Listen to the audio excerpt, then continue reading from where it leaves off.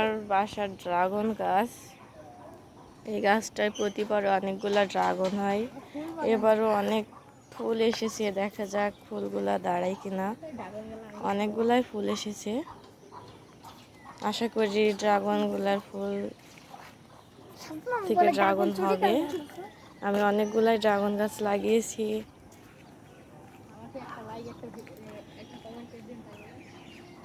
আমাকে সবাই like comment share করে দিবেন, সবাই পাশে থাকবেন আমার।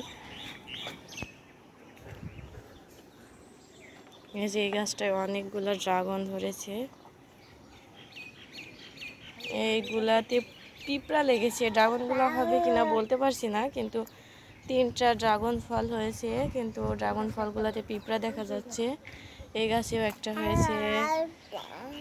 এই গাছটা অনেক বেশি বড় হয়ে গেছে, এই যে এখান থেকে এই পর্যন্ত হয়ে গেছে। ডালটা কেটে দিতে হবে, নাই বেঁধে দিতে হবে।